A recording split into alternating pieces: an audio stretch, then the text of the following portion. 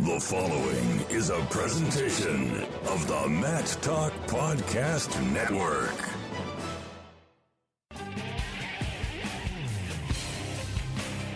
It's time for the Guillotine Grapevine, a podcast for the land of 10,000 wrestlers. 10,000 wrestlers. Now, here's your host, award-winning wrestling broadcast journalist, Jason Bryant.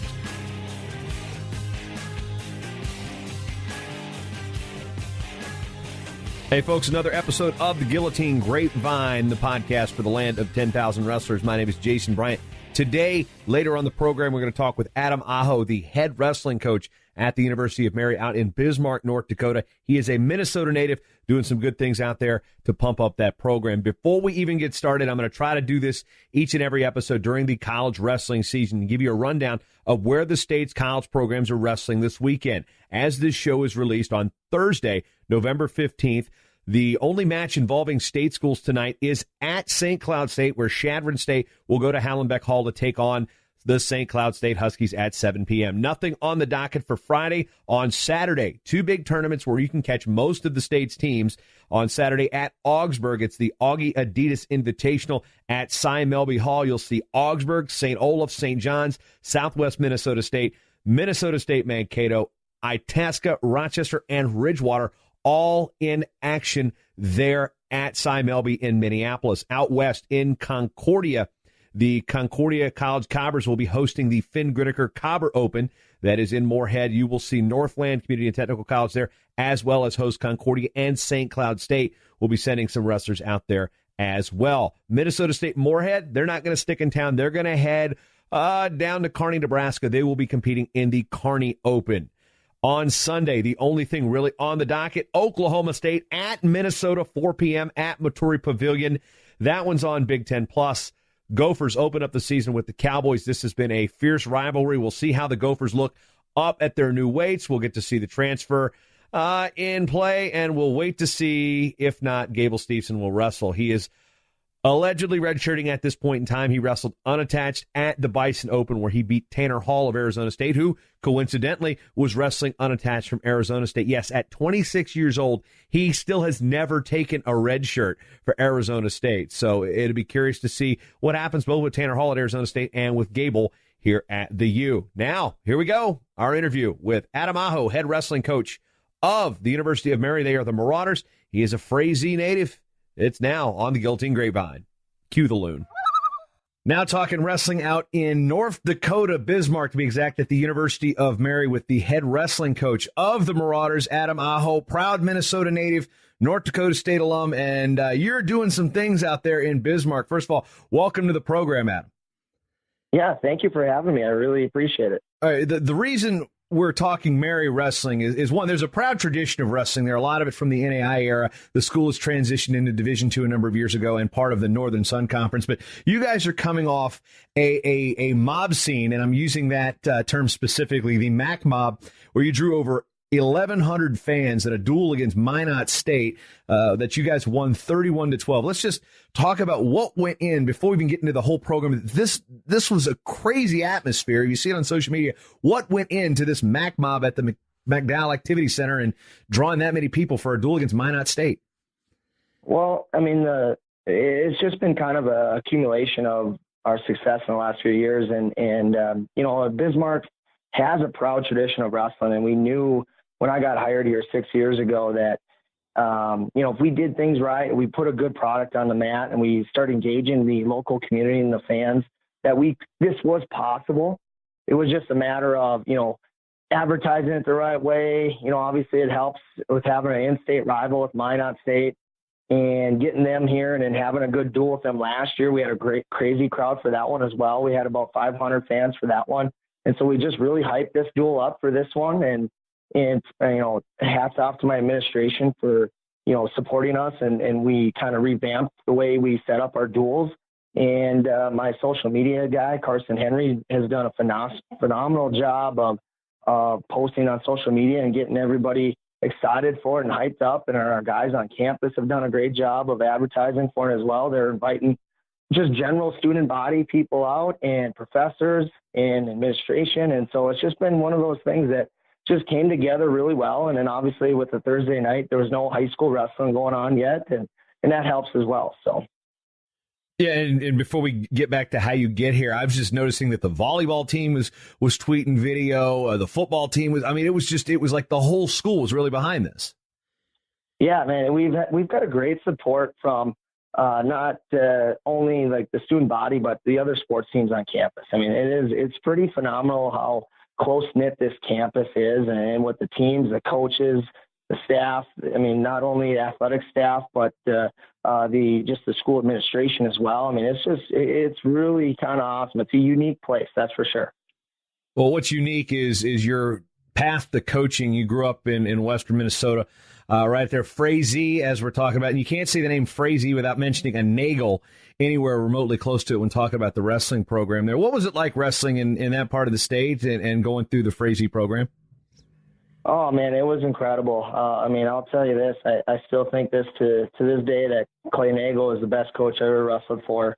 And he's just a phenomenal motivator, and he held us to extremely high standards. And, coming from a small Class A school, we felt like we were a AAA school. And I'll tell you that, I mean, as far as, we talk about atmosphere and wrestling in front of a crowd. I mean, we would pack our gym, our tiny little gym in Frazee every single duel. So, but I mean, that was just kind of the expectation that whatever we did, we worked harder than everybody else. We were going to win every time we stepped on the mat. I mean, those are the things that Nagel had put in front of us. And then obviously I had the pleasure and the opportunity to train with Matt Nagel for quite a few years. He was a senior when I was a freshman in high school, but just being able to have the opportunity to wrestle and train with him growing up, I mean, that's what really helped, not only me, but the whole Frazee wrestling program as well. I mean, yeah, it's just been a crazy ride. I mean, the programs that I've been a part of. We look at the dynamic of the Minnesota State tournament when the duels and then the individual tournament, and I've had the opportunity to attend at least twice, at least when they decide to credential me, is I look at the duels on Thursday and the various classes coming from all corners of the state. What's it like to travel from Frazee to the Excel or for the state duels? I mean, what's that experience like for not just you, but for the entire town? Oh, man, well, first off, the whole town, when we get on the bus, I remember when I was in high school going to the state tournament as a team, the whole town would get out, and we would, the fire department and the police department would escort us out of town, and we would drive by the elementary school, and all these kids would have signs, and they would be out on the sidewalks, sending us off, and we'd drive by, through the residential area of Frazee, which isn't very big, but all these people are coming out and waving at us. And so the whole town would be involved in this whole process. And then also we'd shut down school for those days. So the whole town would be down in the Excel Energy Center cheering us on. And it was phenomenal. I mean, I think you kind of see it, the times that you mentioned that you've been at the Excel Energy, there's a sea of green in those stands at the Excel Energy, and it's like none other. I mean, the support is behind that wrestling program, and that is where, that's what I'm trying to recreate here as well, is just get that whole community support. But that Frazee community, man, I mean, it is, like I said, every duel that I wrestled there, I think there's only one duel in the top of my head that I can think of that stands were not packed. I mean, that was how important wrestling was to that community. Yeah, I look back at and compare it to some of my situations in Virginia, going with my hometown out to Salem. While it wasn't a dual state tournament, it was still the state tournament. It was about a 4-hour ride for us. And, the joke was last one out of town, turn off the lights. I mean, if there's anybody that wants to loot town and come away with some snowblowers and stuff, some free gear, it's at the state tournament when Frazee's in there, right? Oh, for sure. Yeah, there's really nothing going on. I'm telling you that in Frazee during the state tournament. Now, when we move into your college career, why did you choose North Dakota State? Well, there's a number of reasons. I just really felt at that time, it was during that when I got recruited there, that they just announced that, excuse me, that NDSU was going to transition to D1. So that was kind of appealing, but most importantly, it was close to home. I grew up on a dairy farm, and we had beef cattle at the time, and my dad was still farming at the time, so it was kind of convenient for me to be, with an hour and 13 minutes away from my doorstep to when I got to campus. Way to be specific, not an hour and 15. You were an hour and 13. I mean, hour and 13 minutes. Hour and 13 minutes. That's oddly specific.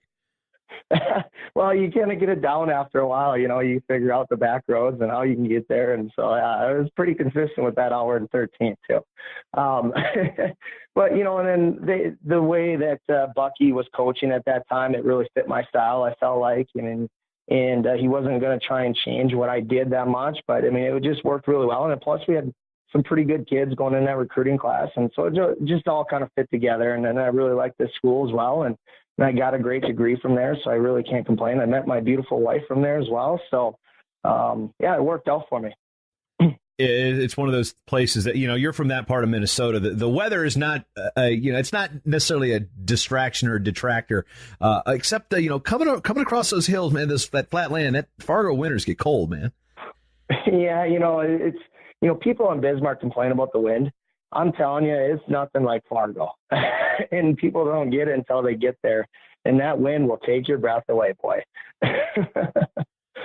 One thing that I've always found very interesting is when I moved here to Minnesota 10 years ago, we went to like a sports bar to watch some college football on a Saturday. And there was this big screen, projection screen with North Dakota State fans everywhere. There is a huge presence of Bison alum here in the cities. And, it seems like the entire state of Minnesota has always kind of embraced North Dakota State. It's like, I used to joke that one year where there were some bad Gopher teams, what's the best college football team in Minnesota? North Dakota State. So there's always a synergy between NDSU and the state of Minnesota. What did you see from that firsthand? Oh, absolutely. And I remember I believe it was the first game, the football game that NDSU played Minnesota. I think they lost that very first one, but it was a nail biter. And then we went back down there and then we beat Minnesota. And that was kind of like, how dumb are they to want to play us again? Because everybody always talked about, the Gophers are on a whole nother level, all that stuff. And we would go to the football games, and you can even ask Kwame about this, man. We would leave at halftime because we'd be blowing everybody out so bad. And so it would be like, you know what, we didn't know, because at that time they were through that transition from, Division II to the Division I, the bowl series or the championship series, I should say. And, but when they started playing these D1, the Big Ten teams, man, it was pretty special. It was pretty cool to be a part of. Plus, I had, in a lot of my classes, I had, Tyler Roll, who's a assistant football coach on the team now, and a bunch of other football players on the team. And I knew there were some bad dudes in there, man. And so it was a lot of fun seeing those guys be successful and really, getting the state of Minnesota to respect NDSU at that time, I should say. Now, when we look at, you said Bucky Maughan and his coaching style, like, let's see, because Coach Maughan there's stories about Coach Maughan, and then there are stories about Coach Maughan. What was your first real, eye-opening experience with Bucky as a student athlete? Oh, man. Well, if you know Bucky well enough, he never really gave out too many warm and fuzzies. But you know what? And that's kind of what I needed, though, in going into college, was somebody that would be hard on you. And I remember coming off a match I was in an open tournament in Moorhead, and I was winning 14-0 at this time. I was like, I'll just go down, get away, get the tech fall. And I totally underestimated the leg riding ability of the kid that I was wrestling. And he put the legs in and rolled the dog piss out of me. And I sat there, and I come off the mat, and Bucky said something. I won't repeat it, but it was, and I'm like, okay, this is college wrestling. Okay, yeah, I can't be sitting laying around and resting on bottom anymore. And so it was just kind of like that. He wasn't in your face, but he just was brutally honest. And I really appreciated that from him, because he just really kind of opened my eyes and like, yeah, okay, this is what it's like. And, it's not like in high school where you can rest on bottom a little bit and then get away whenever you want. But so that was kind of, and then also the other advantage I had, I don't know if it was a blessing or whatever, but whenever we'd fly in the plane, I always got sat next to Bucky on the airplane. And so I've heard more stories from him than you could shake a stick at. And I had to verify with Brett a few times if there was any validity to any of the stories. And he said there was, and that made me even scared. It scared me. But it was kind of cool to see kind of his perspective and how he grew up and where he came from through his life. But man, I respect that man a lot. Yeah, I mean, I sat down at the turf with him one time, and we recorded a show for a Hall of Fame Legends series, and half the stuff he told me I couldn't put in because it was, one, because of his gift of gab in terms of 4-letter words, and two, just some of the subject matter. But when he talked about wrestling, it was always like one of these things like, wow, this guy's like intense, and people sitting there going, man, Bobby Douglas would, called him just this tough little, bleep, and, Bucky's up in the stands smoking cigarettes between matches back in the day. I mean, all this lore of Bucky Maughan. I mean, we jokingly call him the mayor of Fargo, but he's probably the closest thing to it without being elected official. Well, absolutely. I know I've heard a lot of stories about the whole smoking. He used to smoke in the wrestling room when he was coaching early on. Not when I was there. That was before I got there. But there were stories about that where, he thought it would make the guys tougher if they had to fight the smoke inhalation. And yeah, there's some pretty crazy training methods I think he tried to implement. At what point in your college wrestling career do you realize that you want to get into coaching, that college wrestling coaching is something you want to do? Yeah, it was about my, I think it was my sophomore year, I believe, when I sat there and I'm like, you know what, this is the path I really want to take. And Chris Nelson and Brett Maughan, they were, big mentors for me. And I started hanging out with those guys a lot in the office and outside of the wrestling room. And I just kind of got to see what they went through, and I was like really intrigued by that. And I went into, I got a degree in health and physical education, and I really enjoyed that. But I just really felt like if I did things right, I'm a little biased, but I think that I picked up technique pretty well, and I thought that I could implement technique, or I could demonstrate it well enough to where guys can pick up stuff. And, I love the match strategy of things as well.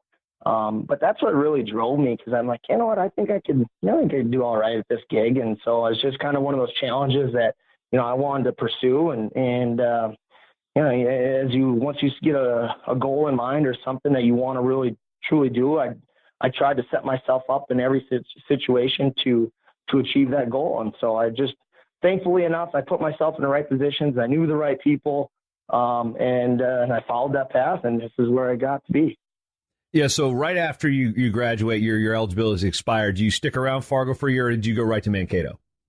Yeah, I had to do student teaching in Fargo, a semester of student teaching after I graduated. So the fall of 2009 is when I did that, and I graduated in December.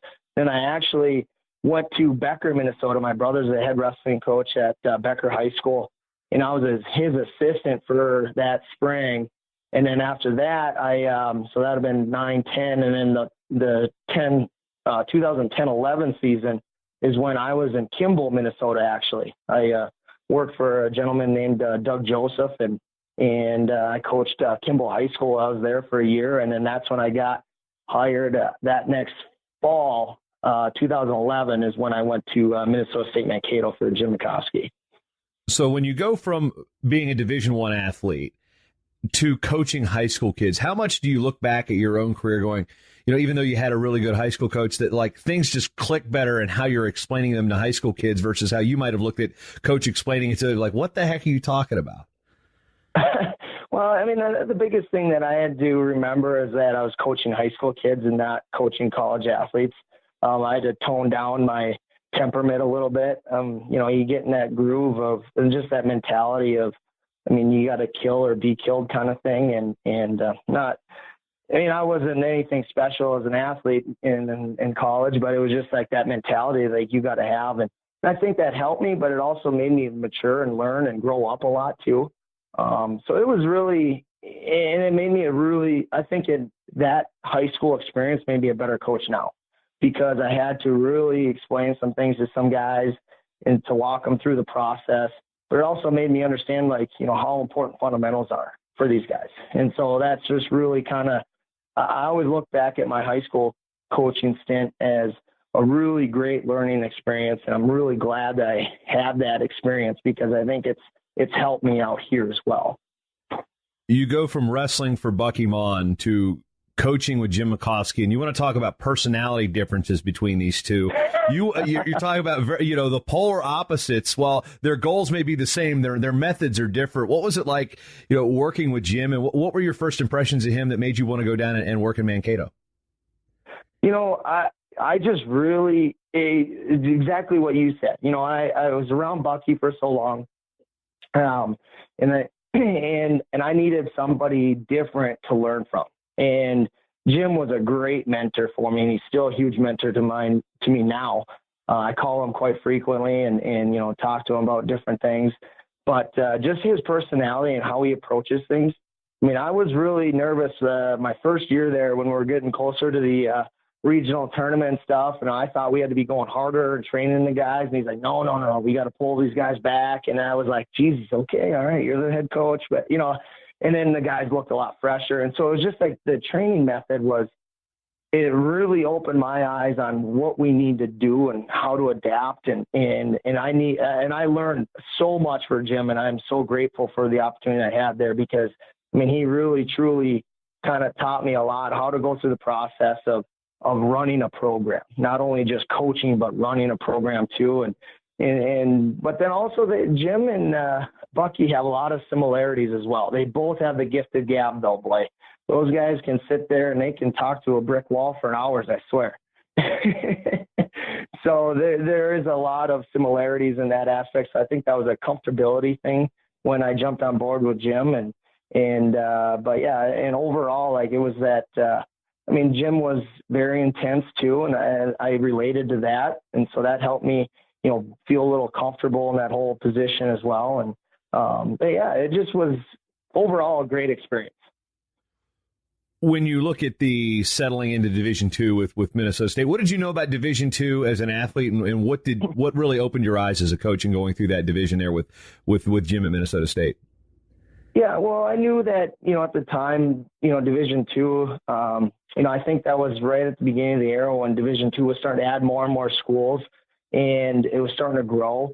To be honest with you, going through my college career, I didn't pay attention to Division II at all. So I really didn't have an idea of what it all looked like or the competition level. And I was really surprised when I got there how tough Division II was.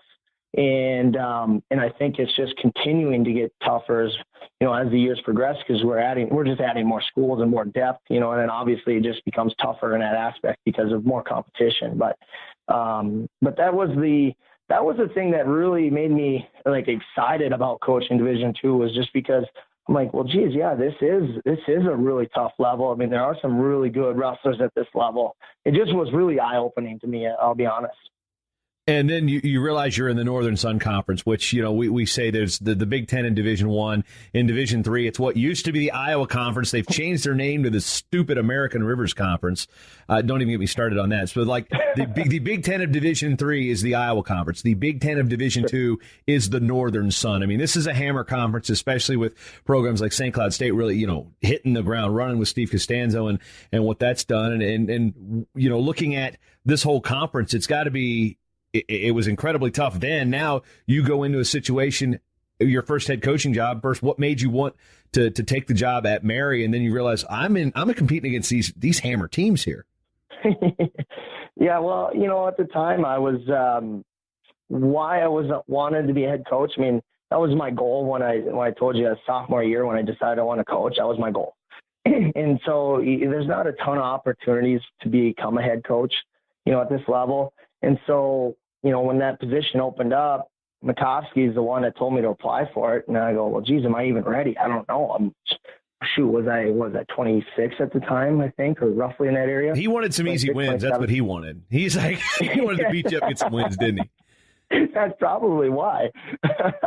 But I knew that, looking at it, the state of the program, I did a little research on Mary, and I knew that, they had a proud tradition. I knew the Bismarck schools out here as far as high school wrestling were tough.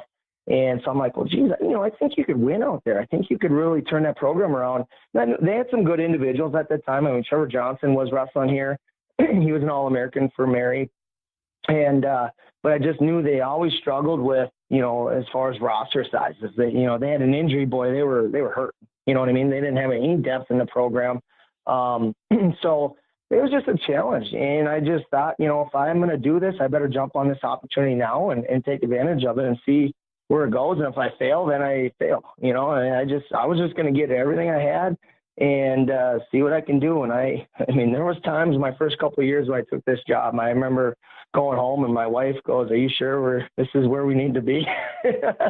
I mean, there were some dark times, boy, but it was just being persistent, and I'm really grateful for Jimmy believing in me, because he told me, he's like, you can do it, just keep on grinding away. And but yeah, it was some dark times, boy, but it seems to be paying off a little bit here. What about the resources for new coaches, down at the coaches convention each year in Florida with the NWCA? What are some things you've picked up over the years, not just from Jim as as one of your mentors, but from other coaches that you've gotten the opportunity to interact with? Oh man, yeah, no, the NWCA convention down in Florida, that helped me out a ton. I mean, the Leadership Academy that I went through, going through and doing an assessment of the program. The only thing that I wish I could go back is maybe being a head coach for a year and then doing it, because a lot of the questions when I was first going through that whole thing, it was more like what's going on in your program. And I got hired, and then I was doing that program a week later. So I really didn't know what's going on with the program, but it opened up my eyes on how to adapt and how to look at it more as an administrator. For the most part, I think every coach in the country can teach single legs, high crotches, and all this kind of stuff. But what I learned the most from that coaches convention was how to deal with athletes and how to deal with them as a people, and how to, to help try to motivate them, how to recruit, going through recruiting, all these different aspects. I mean, and actually Steve Costanzo was one of my, he was like kind of my mentor in that Leadership Academy. And so obviously learning from him, I mean, he's won 3 of the last 4 national titles right now with his program. I mean, obviously he's doing something right. And so I learned a lot from him and the way he approaches things. And, and that's the thing that I always that I learned from Clay is that, you can learn technique or something from anybody. It doesn't matter where they're at. If they're coaching junior high wrestling, if you're in there watching technique, pay attention, you might learn something. And, so I just have always kept that mentality. Don't be too prideful on where you're at. Just always have an open mind and absorb information and take it and see if it works for you. You had mentioned Chris Nelson earlier in the show, and now you're sitting there not just having that guy as a friend. He's in the conference with you, coaching at Minnesota State Moorhead. And what's it like to sit there and see very familiar faces within conference that are around your era coaching against them? It's I'll tell you this, it was kind of intimidating right away coaching against Nelson one of my first couple of years. I mean, I wouldn't say intimidating, but it was kind of like, all right, let's see, see how we do against him, see if I can out-coach him or not. And it's been awesome. And I mean, Chris, I consider him not only, my former coach, but I consider him a really good friend. I mean, I love the guy. The guy is just a stand-up human being. It's kind of weird because, I like a lot of the coaches in this conference. They're just good people. But also when you get into competition, though, you want to beat them. And so then you kind of flip that switch and you're a competitor. But then after the duel, you shake their hand and it's like, hey, man, good duel. It's just all good and fun. And I think that's what kind of makes this conference really special is that, we have respect for each other. We all are trying to work towards winning a national title. And at the end of the day, but we all enjoy having a beer together too. Now, one thing about the duel against Minot State, I mean, the guys at Indie Wrestle, their podcast were talking, they're just going crazy about this thing. And, Minot State was the opponent, and Evan Forty, a Moorhead grad who's from Fargo, he was the opponent there. I mean, why was Minot State the perfect opponent for something like this? Well, it's just been, we duel them home and away every year. And so this was also the non-conference duel, by the way. This was not a conference matchup. So correct. And so for our conference duel, we have this. We call it the Battle for the Barrel. It's like a barrel of oil that we wrestle for. With us, North Dakota, with the Bakken oil fields going on right now. That's how we kind of developed this Battle for the Barrel. But so that duel last year it came down to the wire, our last match with Philip Springsteen and Carlos Toledano, and we won a tight duel in that one. Minot wrestled really well against us. And I think that kind of just started the fuel for this year because, I think Minot felt like maybe there's a match that, got away from them or whatever. And, and then our fans were here. They were energized. They were in it. And people love just good, exciting wrestling. There's people that are here that didn't know what's going on, but they just love people getting taken down, slammed down, excitement, people yell and scream. And so there was just that. And then also, some of the guys on our team and some of the wrestlers from Minot, they kind of have some Twitter battles going back and forth. So that kind of just started fueling some fires. And it's all in good fun. And I think that just that kind of friendly rivalry has really started to brew. And our administration does not want to lose to Minot whatsoever in anything. And so, and thankfully we're, in the position we're in and that, we felt like we were going to, win that duel. And so we hyped it up big time. And it just becomes, a lot of the high school wrestlers in the area, they start to see this rivalry starting to go. And people get excited to watch us wrestle Minot. It's awesome. We look at the dynamic of the Northern Sun and in this part of the country, Minnesota is the 1D1 in Minnesota. North Dakota State is the 1D1 wrestling in North Dakota. South Dakota State, the same there. And you've got good Division II and Division III programs sprinkled throughout, of course, the NAI when you get out into the Dakotas. Recruiting, building a program. Your first year, you were 2-10. Then you went 1-15. Then you've gradually increased the win. 7-12, 8-8, 8-6 with a winning season. Steve Costanzo's got a winning program at St. Cloud State. Augsburg takes amazing wrestlers in Division III. Mankato's had successful programs. Augie, down there in Sioux Falls. There's a lot of competition for that fringe D1 kid, that kid that could really excel in Division II that may be looking for something different. And it's only getting more competitive. So what's it like for you to try to build a winning program, have those winning results in duels and do it with the most competition ever probably Mary's had for wrestlers? Yeah, that was the challenge right away because when I first got here, we had 7 kids on the returning roster. And when we finished up that spring, we had 13 kids on the roster. And so, I recruited. I didn't change my recruiting tactics at all when I left Mankato. I was still trying to identify and recruit the same type of kids that I was when I was at Minnesota State Mankato. And when I got here, I was on the phone with a lot of kids. But guess what happens when you get a good quality kid and you're trying to recruit them to a program that just went, 1-15, that it's really tough to convince that kid to be excited to come wrestle for you. And, kids don't want to come wrestle for a crappy program. They got to see that, us as a staff in this program is going to have some results and that they got confidence in us to be able to go out and put them in a good position to be successful. And so it was really challenging and really demoralizing recruiting my first few years here because it was tough to convince kids to take a chance on us.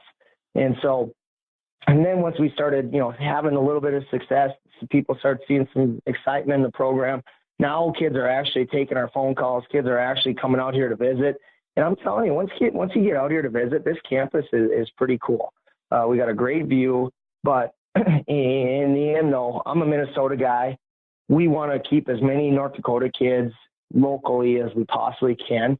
But then also I want to get as many Minnesota kids on this team as well, because Minnesota is a tough state. I just truly believe that, in the upper Midwest is one of the toughest states. We just have more depth. And just with the numbers of wrestlers, there's good kids in North Dakota, no question. But there's just the amount of depth in Minnesota that they have. And, St. Cloud's proven this from year to year to year that, their majority of their guys in their roster are Minnesota guys. And they may not have all been state champs, but they're tough wrestlers and they're winning national titles with those guys. And so we want to compete and, and take some of those guys back to North Dakota, especially those kids that like to hunt and fish, man. We got great opportunities for that. So it's just finding the right kid, right personality. We're all trying to do the same thing and compete, like you said, trying to find those guys that could go D1, but that want to, wrestle at Division II level. Mary's also slightly different compared to a lot of the conference, which is state schools. Actually, there's a good mix of private and public schools in there. And how does that impact recruiting? It does. It just, like I said, you got to identify a kid that is okay with getting a Catholic education and them understanding kind of the benefits that we provide And they got to be okay with understanding the lifestyle that they have to live here. But that also helps us big time. So, with how the lifestyle that our guys live on campus, it helps them train, it helps them stay motivated, it helps them stay focused and disciplined. And so as long as the kid doesn't get turned off on that aspect, it could be a really big advantage for us. It's the kids that want to go to a bigger school, like let's say Minnesota State Mankato, or 15,000 students, or St. Cloud, or they have 14 to 15,000 students as well. I mean, if they want to live that life or be a part of that kind of environment, then it's tough for us to convince those kids to come here. But because we do have the advantage of giving out better academic packages for scholarships that state schools do. But we do cost a little more. But after you figure in the academic scholarships, if the kids got good grades, it does equal out quite nice for us. I'm looking at the makeup of your roster, and it is pretty much dotted. It's not just heavy Minnesota, North Dakota. You got guys from California. You got guys from Washington. You got guys from all over the place. And I'm looking at some of the names of these programs, and it seems to be that there's a common theme. You've got a Simile there. You've got an STMA. You've got a Flathead from out in Montana. The programs in North Dakota with Century and Bismarck. And then you look at some of these power programs. You're pulling kids from named schools that may not be the named kids at those schools. How important is it for you to recruit a kid that's coming from a program, maybe not the one guy on the one team, but a guy that's, maybe he's the fifth, sixth best guy on a national powerhouse type of high school team? Yeah, no, that's really important for us to establish a presence. And, because if we can get a kid to come here from any program and they have a great experience, they go back and they tell their buddies, like, hey, this is a great place. And, we're doing all the right things. Because then that will just encourage, and then that just gets us our foot in the door with another stud from that program. And, once we start doing that, I mean, for example, for Gretna, Nebraska, we got two brothers on the team from there. They're adopted brothers, but those kids love it here. And I think that's just helped, build that rapport with the other kids on the Gretna team down in Nebraska. And I think that's going to help us get it in there. Also, like you said, St. Michael, Minnesota, we got Gabe Anderson from there. I mean, that's going to help us get more kids out of that program, hopefully. But it all comes down to relationships, and they got to feel like this is a place where, they're getting treated well and that they're seeing success so that they can reiterate that to their buddies. And that's just how good programs are built, in my opinion. Looking at where Mary stands, it's been about 13 years since the school transitioned from the NAIA to NCAA Division II, and one of the most notable names in the history of the program is a guy named Kerry Bowmans, who was a monster on the international circuit in terms of who he was battling with to make U.S. World and Olympic teams. But he's a guy who came from Louisiana. That he's probably the most notable wrestler in Mary wrestling history, at least for those of us in this era. I mean, what do you try to do about promoting some of those legends of the past to kids that may not really know the history just yet? And that's important to us. I mean, I tell people about Kerry Bowmans, and he's been out to campus a couple times. I mean, he's living back in Illinois right now. But when I tell them that he was, he was in the Olympic trial finals against Terry Brands, people are like, what? They just and he goes, he wrestled here? and they just, they're kind of mind blown in that aspect. They don't understand. I go, and just to understand, Brock Lesnar was training out here when he was at BSC all the time. And so we have that rich tradition of wrestling here at Mary. When, back in the day, Milo Trusty had things really going out here. They did have some more advantages with, during the NAIA times, scholarships were more, given out a little more freely. Yes, there's a good word for it. There you go. The rule book for NAIA, I think, is only a few pages, and the rule book for NCAA is 300 or 400 pages. I want to give the NAIA credit. They have definitely kind of repaired their image over the years. They have gotten a lot better in terms of, it's not the Wild West like people think it is. It's a little more locked down than the old stereotype is. I just got to step in for them because I do announce their national tournament. I was like, hey, you're crapping on. No, you're actually they're doing some things right there. So anyway, continue. Okay. All right. I'll give you credit now. Yeah, because when you go down to Dakota Wesleyan, they're going to be pissed. You know that, right? No, it's just, and I don't want to, I'm not trying to diminish their reputation at all. But at that time, when our alums were wrestling, they're like, yeah, man, we got to do this and that. I'm like, what? How in the world do you guys get away with that stuff? Like, it just kind of mind blows me. But so, but anyway, no, it's really kind of cool to, get, because back, I don't, going through the history, our alums kind of got disconnected with the program. And that's something that's really important to me, trying to rebuild those relationships. And because they were used to winning. I mean, you put on a Mary singlet back in the day, you're going to win. You're going to go to the national tournament. You're going to do this. You're going to All-American. That's just your expectations. And somewhere along the line, that kind of fell off a little bit. And so we're just trying to repair those relationships and get those alums back involved and to educate our guys about how important Mary wrestling was, to not only the alums, but this community. I mean, there's a lot of supporters in the area where they, I go out and I'm trying to, I'm having a cup of coffee somewhere in Mandan, and all of a sudden this guy comes up, hey, you're the wrestling coach? I go, yes, I am. They go, man, I used to go through those Mary wrestling duels back in the day. They were good. They were tough. He goes, where's it at now? And they haven't even heard of the program that's going on. So I invite them out, and then they are hooked. Those are the things that there's been a disconnect with, that transition period from going NAI to D2 that, I don't think a lot of universities expect, or understand how difficult sometimes it is going through those transition periods. And so I think it's just slowly we're rebuilding that image and hopefully getting these alums back involved more and getting them to be proud of the program again. Again, looking at your roster, you're not sitting there with as many depth problems as you had when you first got there. And with the improvement on the dual meets situation, ultimately schools want national champions. They want to compete for a team trophy. But for the community, for the state of North Dakota, how important is it to have a tangible and successful dual meet program, whether or not these 10 guys in the starting lineup are contending for championships in March? How important is it for them? You have 10 guys that you can send out and put a real good product on the map for the Bismarck community and the state of North Dakota as a whole. Well, I think that's something that the Division I level has figured out. The old model, I think, when I was wrestling in college, we'd go to all these open tournaments in the fall semester, and then we'd wrestle duels in the spring semester, basically. We might have a duel or two sprinkled out in the fall semester, but, it's very few and far between. But I think, with the entertainment value that a duel provides, getting this many fans here and the excitement of what you're going to go and compete against another team, that's what general fans can understand. Versus it's really tough for us to get, we had a good fan following, but to convince those people to come to an open tournament and watch us wrestle for 8 hours and see individuals kind of sprinkled around like, oh, there's so-and-so. They don't know how good some of these other individuals that they're wrestling. They don't understand, the excitement level of winning that match was or whatever the scenario is.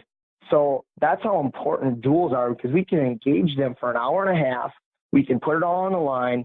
They can see a team score, for the general fans that don't know wrestling that well. They can see a team score. They can see us winning. I think that's why duels are really important for us. And that's why I'm trying to convince more and more people to come up and wrestle us in some duels, because they're going to be able to wrestle in front of a good fan base too, and that should be excitement for all their teams and to come out here and wrestle in front of that environment. So if there's any teams out there that want to wrestle next year, let us know. And one thing too is you could have that exact same duel in front of 20 people, and it just would not, the competition might be just as intense, but nobody's there to see it. And, the key is getting the people behind it. So as you talked about social media and what role are all of your assistants playing in that role? Not just, being able to piggyback on what the volleyball team and football team and the other teams are talking about, but where does that come from internally? You mentioned, your assistants there, Carson Henry taking care of it, but you've got a lot of assistants there that are doing a lot of things. Yeah, I mean, the one thing that I try to do a good job of, and I know I could probably do better, but each one of our assistants has certain jobs that they kind of specify in and that they take over. And like I said, Coach Henry he's our lead social media guy. And so he takes care of all that. But then also like, Matthew Llewellyn, he's my head assistant. He, he's been with me now. This is his third year. He kind of does a lot of, he's our main recruiting coordinator. And then Topher Carton, who we just hired this year, he's from the University of Iowa. He's in there, and he's mainly our technique guy, and he works out with our guys individually throughout the days. And then Travis Smith, who's a former alum of mine, he wrestles with our heavyweights. And then we have some other volunteer assistants. Stephen Monk is huge for us to come in and wrestle with the guys whenever he can. And then we have Jared Reese, who's our All-American last year. He comes in here whenever he can and wrestles with guys, outside of the room. And then we have a student coach named Jordan Hagel, who just is finishing up his undergrad. He just comes in, and I think it's important for us to sprinkle in guys that, take care of their area. And then I'm more of like the administrator, trying to make sure everything's going in the right order. I get in there and wrestle as much as I can, but I'm getting older. And, so it's where it's nice to have these guys that can take care of what they're specialized in and do a good job in that area instead of just trying to, like the old saying, jack of all trades, a master of none. We want to make sure that, we're giving their guys our very, very best in every area that we can and specialize in that and make sure that, we're providing this program with our best efforts. When it comes from an administration standpoint, what were the goals set forth for you when you took the job, and what's the support like from the administration? Well, this is kind of a funny story. When I was up here for my interview, I asked Roger Thomas, who was the AD at the time, I asked her, how happy have you been with the wrestling program? And he kind of looked at me and he goes, I've been pretty happy. And I about fell out of my chair because, I didn't think Mary was in a very good spot at the time. So I knew my expectations weren't very high at all. Well, at least I didn't think so. I know Roger Thomas, him and I have become really good friends now. He's no longer the AD here, he retired. But, and I don't think he meant that in the wrong way. But in the end, his expectations or letting his ability or his leadership and allowing me to kind of do things my way was the best thing that could have ever happened. And he kind of let me just do my thing and let me go. And I was either going to fail or I was going to succeed. And now with Dale Lennon being the AD now, he wants to win. There's no doubt about it. He wants every program to be competitive. And I think he sees something in our wrestling program. And I think, from his conversations, him and I behind closed doors, we're going to be getting more and more support. And with him allowing us to do our dual setup the way we did, that was indication that he's really behind us. And then, the other thing is, we're looking at hopefully increasing our scholarships in the near future. If that can happen, that'll be a big game changer for us as well. So, it's there. I'm excited. Let's just put it that way. It's about the best way I can put it. And, of course, the Northern Sun, did they change the scholarship makeup there? Is it still each men's and women's have a set number of scholarships through every sport? No. Well, so the NSIC lifted their scholarship restrictions. They're allowing us to get to, fully funded as long as we stay within the gender equity and Title IX. And, so as long as we follow those rules, so that's what we're trying to do right now. We're going through a big fundraising effort to fundraise scholarship dollars for our guys. And it's going really well right now. This is going to be a good thing for us. And, so hopefully in the near future that, we'll be getting some more scholarships added to our wrestling program, which will help us dramatically. All right, so folks, if they want to pay attention to what's going on in Bismarck, whether it be on social media or whatnot, how can they follow you? How can they follow the program? How can they get interested in Marauder Wrestling?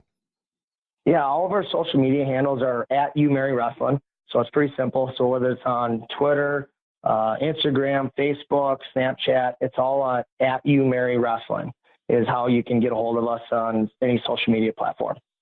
And finally, burn the boats. I know where this comes from. I actually read a story in Lee Kemp's book not that long ago about what comes behind burning the boats. Explain what burning the boats is for those who don't know what it means and what it means for your program. Yeah, no, burning the boats. So basically what that means is when you show up on, when you land on shore and it's about, you're leaving nothing behind. You're burning those ships so that you have no return. And you want to make sure that at the end of the day, it goes off of the story about Alexander the Great. He went over to battle Persia, and he got there with his army, and they were outnumbered, and they were going to die. They were going to die. And his army was sitting there going, shoot, we got to we got to get back on our ships and leave and retreat. And he goes, no, let's burn the ships. Let's burn the boats. There is no turning back, and you are going to go, and we're going to fight to death. And they end up defeating Persia. And that was kind of the whole story behind it. And so that's kind of where, we wanted to catch up with a catchy phrase. And so that's where we kind of found that history. And, it's popular with a lot of programs, but I thought it was kind of fitting with, us being the Marauders. Obviously Marauders arrive with ships and stuff like that. So we wanted to find that aspect that kind of ties in with our mascot as well. A lot of ships there in Bismarck. Well, that Missouri River, boy, you can get on that sucker. Yeah, and lastly, what I want to also. So one other thing I also want to talk about is that population boom. You talked about the battle of the barrel and the oil fields and stuff. I mean, how much has that oil boom really impacted the University of Mary and its enrollment and maybe the traffic of people that may be saying, all right, well, we're going to settle in Bismarck here? It's my first couple years here. It was crazy. And that's where the population boom, so that would have been 2012, 13 area. Man, you couldn't hardly find a place to live. I mean, they have built so many houses and so many apartments in the last few years. It's slowed down a little bit now, but it was insane those first couple of years. And so what happened was a lot of people, basically the oil workers, they'd work 3 weeks on and they'd have a week off or something along those lines. And so they'd move their families to Bismarck.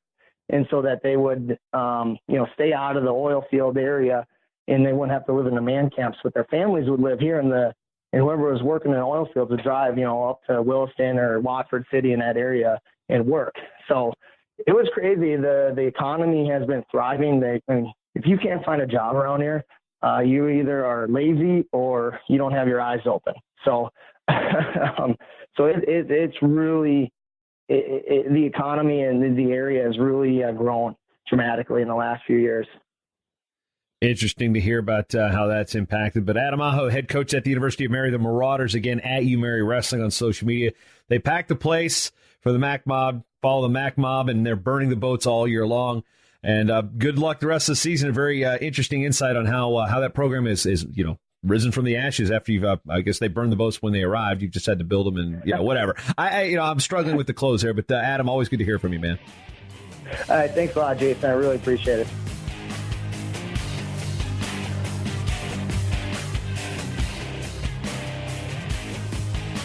Support wrestling in the land of 10,000 wrestlers by subscribing to The Guillotine. 9 issues a year for just $20, the best value in Minnesota wrestling. Subscribe at theguillotine.com/subscribe. This show is part of the Matt Talk Podcast Network. For more wrestling podcasts, head over to MattTalkOnline.com.